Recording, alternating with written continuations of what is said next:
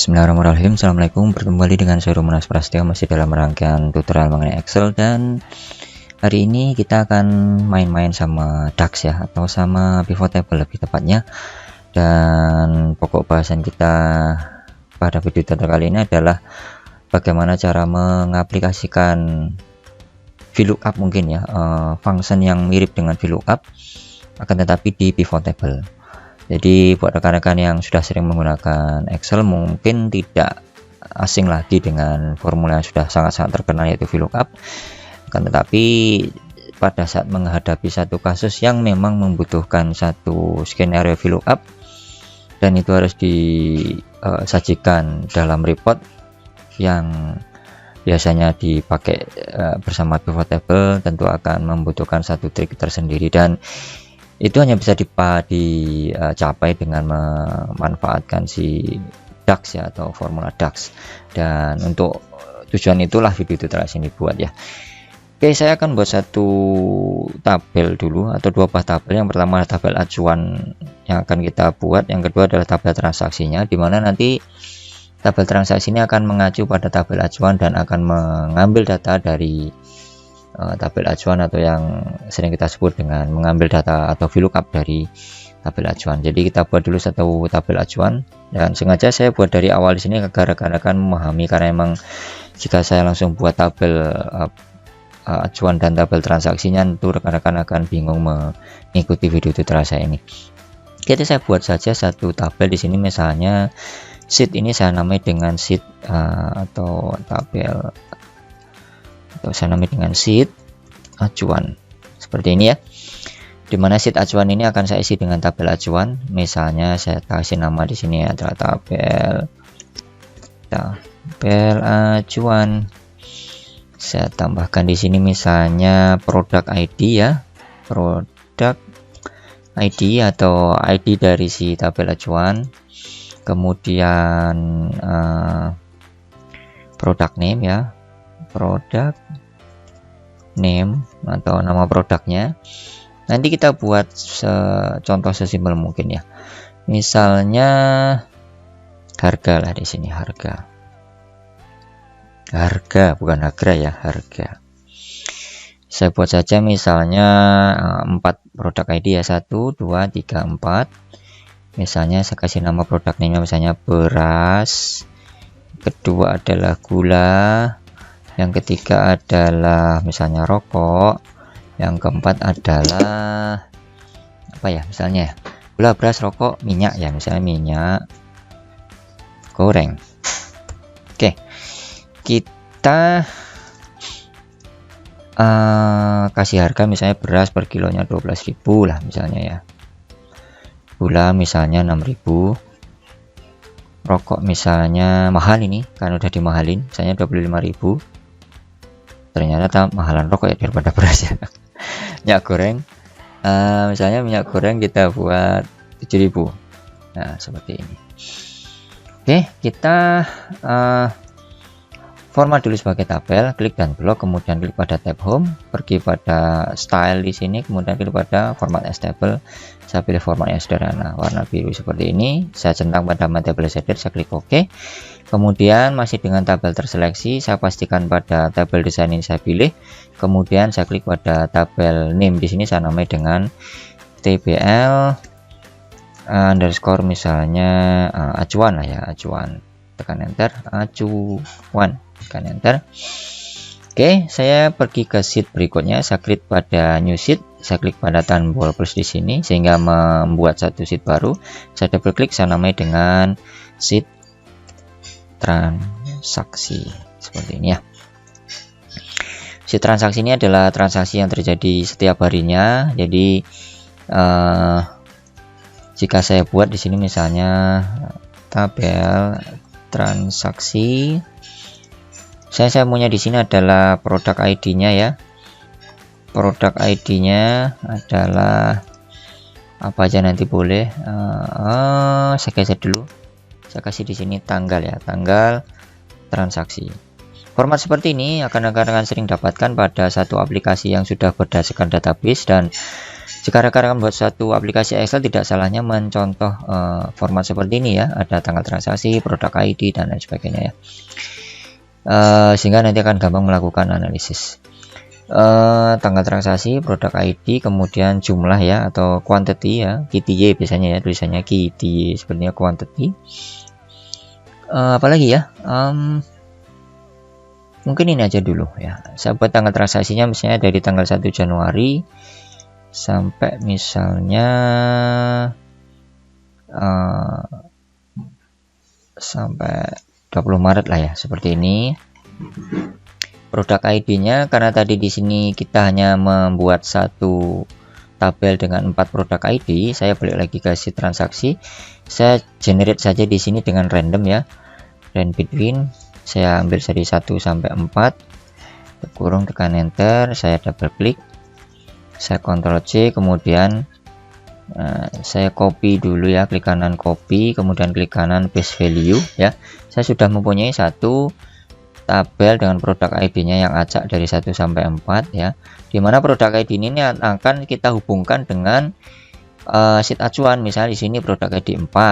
Nah, sheet acuannya di sini apa? Oh, berarti minyak goreng dengan harga 7.000. Begitu ya nanti ya untuk skenario yang akan kita bicarakan. Kuantiti pembelian atau jumlah pembelian, misalnya saya kasih random ya. Saya buat random lagi, range between. Misalnya dari 3 sampai 10. Kurung, tekan enter. Saya double klik, saya copy lagi, Ctrl C, kemudian klik kanan, paste value, dan saya sudah mempunyai satu quantity ya. Saya format tabel juga untuk tabel yang barusan kita buat. Kita klik, kemudian blok sampai bawah ya, Ctrl Shift down atau Ctrl Shift dengan tanda panah ke bawah, kemudian klik pada tab home, klik pada format as table, kemudian klik pada tabel yang diinginkan dengan format yang diinginkan. Saya pilih saja warna oranye. Centang pada My Table Shader, saya klik OK.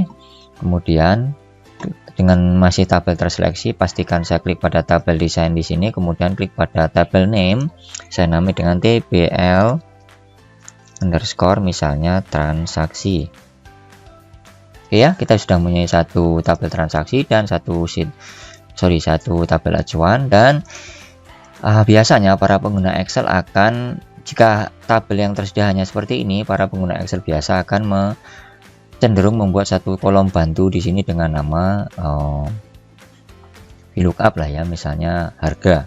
Jadi kita bisa saja mencari harganya dengan menambahkan kolom di sini, klik kanan, kemudian insert column to the right seperti ini. Kita kasih nama misalnya di sini VLOOKUP lah ya, seperti ini. Kita bisa menerapkan satu rumus ini sama dengan VLOOKUP ya. Lookup value yang kita cari adalah produk ID-nya di sini ya. Kemudian tabel array-nya kita ambil dari tabel acuan di sini, klik dan blok aja seperti ini. Kemudian parameter berikutnya adalah kolom indeks di sini. Tekan koma, kolom indeksnya adalah kita cari harganya. Kolomnya nomor 1, 2, 3, kita tekan nomor 3 ya. Dan tanda koma lagi kita pilih pada false atau exact match. Kemudian kita klik pada formula bar-nya di sini, kita tutup kurung, tekan enter. Nah, kita sudah mempunyai jajaran harga di sini. Nah, cara ini bisa diterapkan untuk tabel yang jumlahnya relatif sedikit. Kenapa? Karena Excel harus mencari baris demi baris ya. Baris demi baris melakukan VLOOKUP untuk setiap baris di sini. Jadi untuk produk ID 4 dia cari dulu harganya berapa. VLOOKUP untuk produk ID 1 harganya berapa, 4 berapa, 2 berapa, dan seterusnya sampai tabelnya habis ya. Bayangkan saat tabel ini bernilai ribuan atau berjumlah ribuan baris atau jutaan baris, mungkin 800.000 baris, 1 juta baris, tentu Excel akan sangat lama menyelesaikan tugas dari function VLOOKUP ini ya. Salah satu triknya agar tidak performa dari Excel yang rekan-rekan buat tidak lemot karena formula yang bersifat volatile di sini. Jadi VLOOKUP ini bersifat volatile atau bersifat dia akan mengupdate saat kapanpun ada perubahan di worksheet. Jadi contohnya seperti ini, saat saya menambahkan angka di sini L atau apapun di sini saya tulis 6 misalnya, saya tekan enter. Momen saat kita tekan enter ini sebenarnya Excel akan menghitung ulang atau mencari ulang produk ID-nya. 4 dicari berapa, produk ID 4 ini berapa, produk ID 1 ini berapa, dia akan menghitung ulang. Di sini tidak tampak saat kita rubah angka di sini misalnya 5, saya tekan enter, tidak tampak perubahannya atau tidak tampak efeknya karena memang jumlah baris yang kita punya di sini baru sedikit, baru 82 baris ya, atau 80 baris, berkurang 2 baris di sini ya. Jadi tidak terlalu signifikan bedanya, walaupun kita menggunakan formula volatile atau formula yang terus terupdate saat ada perubahan di worksheetnya. Kan tetapi saat jumlahnya sudah ratusan atau ribuan, tentu teksnya akan lemot, ditambah saat laptopnya sudah jadul dan RAM-nya sudah banyak kepakai di aplikasi yang lain ya. Jadi ini saya hapus saja, saya delete. Saya akan tunjukkan cara yang saya buat dengan menggunakan DAX ya. Oke, ini saya save dulu. Saya kasih nama misalnya VLOOKUP untuk pivot ya, table dalam kurung DAX ya. Saya save dulu. Saya save saja di download. Saya klik OK, save. Oke. Jadi langkah yang pertama harus kita ambil adalah kita harus memasukkan dua tabel ini ke dalam data model kita, yaitu di tab Power Pivot di sini. Buat rekan-rekan yang Excelnya belum tampil Power Pivot, bisa klik pada file, kemudian klik pada option, kemudian klik pada add-ins ya. Ini klik add-ins, kemudian akan tampil jajaran add-in seperti ini. Scroll ke bawah sampai rekan-rekan menemukan Microsoft Power Pivot di sini ya. Kenapa di punya saya di sini tidak tampil Microsoft Power Pivot? Karena sudah saya pakai Power Pivotnya ya. Oke ya, nanti rekan-rekan bisa cari di sana. Setelah rekan-rekan klik seperti ini untuk Power Pivotnya, nanti klik pada OK ya. Karena saya sudah menggunakan Power Pivot, jadi saya klik cancel saja. Setelah diklik OK, nanti pergi pada add-ins di sini, maaf, di developer, kemudian klik pada com add-in atau Excel add-in ya, di com add-in. Nah, kemudian centang pada Power Pivot di sini, klik OK ya. Nanti akan tampil seperti ini, tab baru, tab Power Pivot. Dan saat saya klik Power Pivot seperti ini, tool-tool yang ada adalah seperti ini: data model, calculation, add to data model, dan lain sebagainya. Dan tool yang kita butuhkan adalah add to data model di sini. Caranya saat kita ingin menambahkan tabel ini ke dalam data model adalah klik pada tabelnya, kemudian klik pada add to data model. Oke, akan terproses. Kita tunggu sampai jendela Power Pivot terbuka seperti ini. Tunggu dulu. Iya, sudah selesai. Ditandai dengan muncul di sini sheet baru, tabel transaksi dengan data tabel yang persis sama seperti yang apa kita punya di Excel tadi di sini ya. Oke, kita balik lagi ke Excel dengan cara mengklik pada jendela Excelnya. Kita ke sheet acuan, klik pada tabel atau sheet acuan, kemudian lakukan hal yang sama, klik pada Power Pivot, klik pada add to data model, akan tampil tabel acuan di sini ya.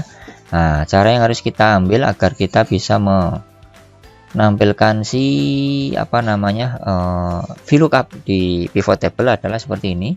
Klik pada diagram view ya. Kemudian kita akan menghubungkan antara produk ID yang ada di tabel transaksi dengan tabel acuan. Jadi kita kayak memberi jembatan ya.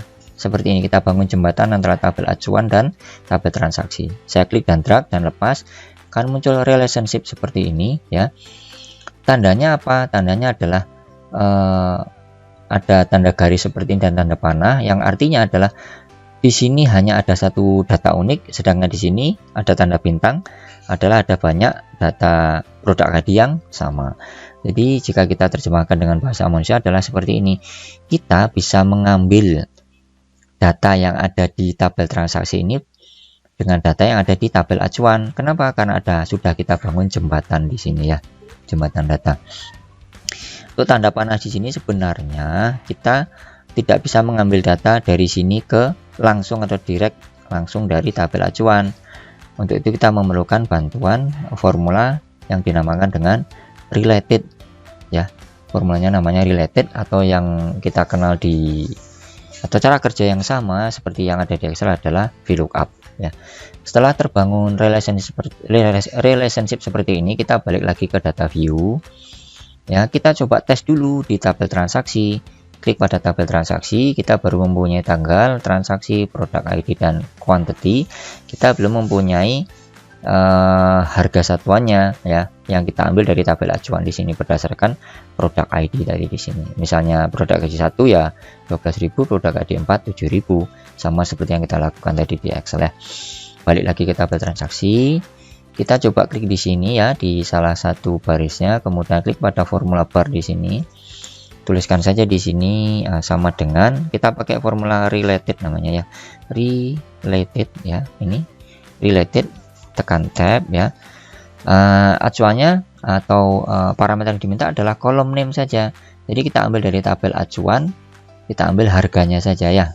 Double klik, tutup kurung, tekan enter, boom, kita sudah mempunyai satu tabel dengan acuan masing-masing produk ID. Jadi misalnya produk ID-nya 4, kita lihat di sini minyak goreng harganya 7.000. Kita coba buktikan, produk ID 4 harganya 7.000, produk ID 1 harganya 12.000. Jadi sudah sama. Jadi kita tidak perlu lagi menggunakan VLOOKUP, akan tetapi kita menggunakan DAX. Alasannya kenapa?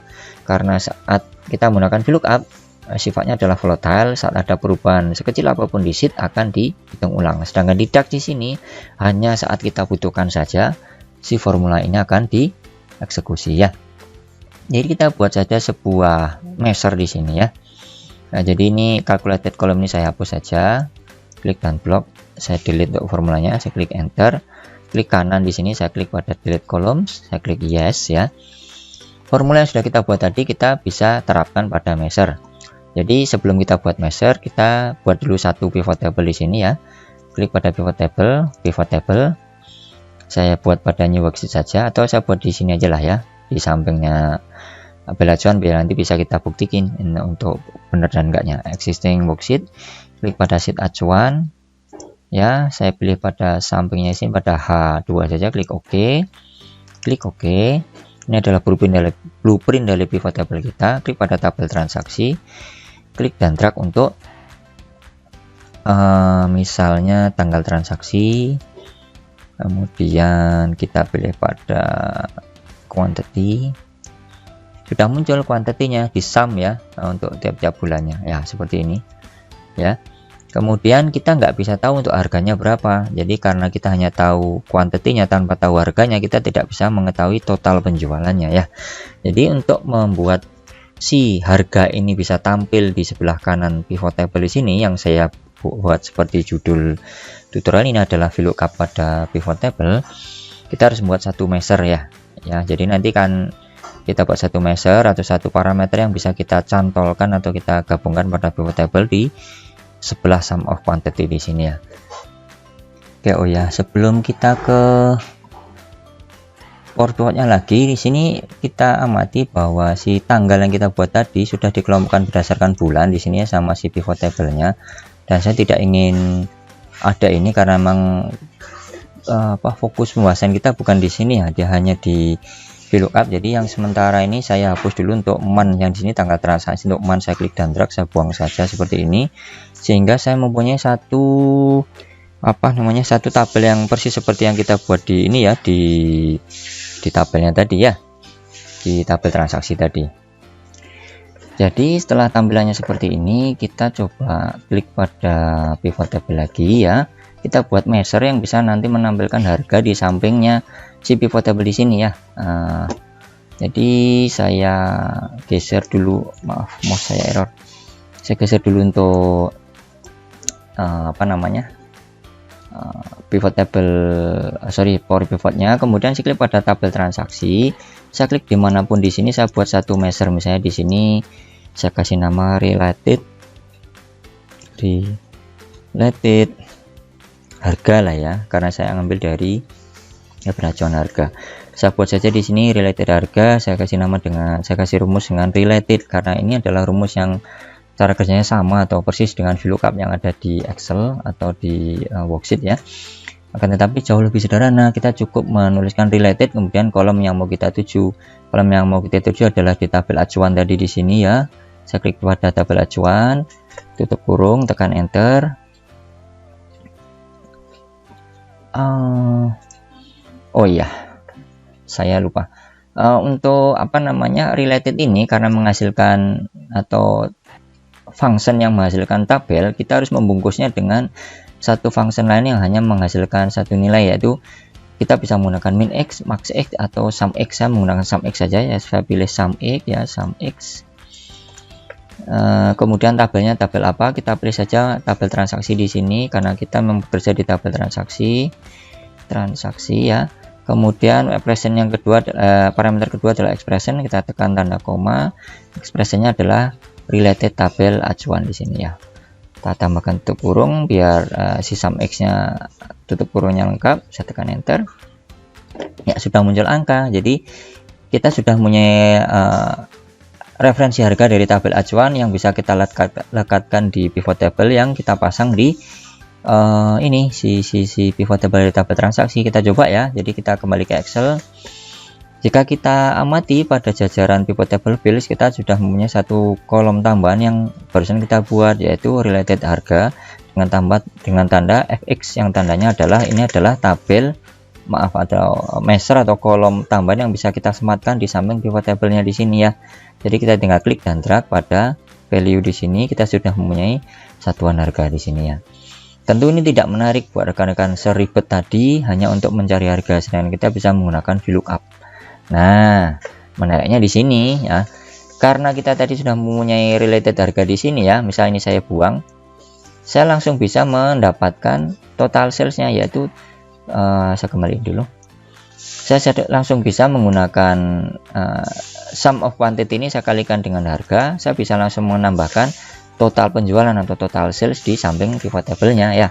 Jadi intinya adalah kita bisa main-main formula di dalam pivot table dengan menggunakan DAX ya. Jadi saat saya klik pada pivot table for pivot lagi, saya tambahkan di sini di bawahnya, saya tambahkan di sini misalnya total penjualan yang tidak lain adalah harga dikali quantity ya. Titik 2 sama dengan, kemudian kita tuliskan di sini related harga tadi, kita jadikan referensi, kita kalikan dengan quantity-nya, transaksi tabel transaksi yang quantity ya nih, QTY. Saya tekan enter. Maaf, saya pakai sum x, saya lupa, saya delete dulu sum x ya, karena tadi menghasilkan tabel. Di sini saya bungkus dengan sum x agar tidak menghasilkan tabel ya. Sum x tabel transaksi ya. Transaksi saya pilihkan saja di sini tadi related harga. Saya kalikan dengan si quantity atau QTY. Oke, tutup kurung, tekan enter. Kita sudah punya total penjualan. Jika kita kembali ke pivot table, kita sudah mempunyai satu tambahan lagi measure di sini, kita bisa klik dan drag pada pivot table-nya. Nah, kita sudah mempunyai total penjualan. Kita bisa format, double klik, number format. Saya pilih pada number. Saya kasih pemisah ribuan, klik OK. Kita sudah mempunyai satu total penjualan dan ini tidak ngefek ya. Walaupun ini kita hilangkan seperti ini related harganya, kita tetap mempunyai total penjualan di sini tanpa harus repot-repot mencari si referensi harga di sini ya. Jadi sebenarnya dengan menggunakan pivot table kita bisa main-main banyak rumus dan kita bisa mendapatkan banyak analytical data atau analisa data dengan menggunakan DAX ya. Mungkin buat rekan-rekan yang baru mengenal DAX tentu sedikit terbebani ya, kok sepanjang itu tutorialnya hanya untuk mencari total penjualan.